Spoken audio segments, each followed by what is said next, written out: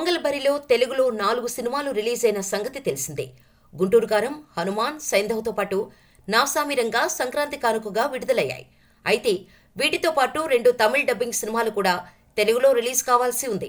కానీ థియేటర్లు అడ్జస్ట్ కాకపోవడంతో ధనుష్, కెప్టెన్ మిల్లర్, శివకార్తికేయన్ నటించిన ఐలాన్ కోలీవుడ్కే పరిమితమయ్యాయి.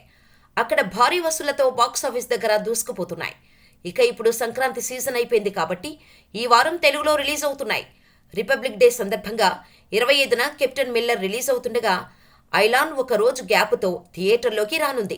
అయితే ఐలాన్ సినిమా ప్రమోషన్స్ ఓ మోస్తారుగా జరుగుతున్నప్పటికీ కెప్టెన్ మిల్లర్ మాత్రం సైలెంట్గానే థియేటర్లోకి వచ్చేలా ఉన్నాడు. ఈ రోజు సాయంత్రం 6 గంటల నుంచి హైదరాబాద్లోని ఫిలిం నగర్ జీఆర్సీ కన్వెన్షన్ సెంటర్లో Ayalaan Telugu pre release event నిర్వహిస్తున్నారు.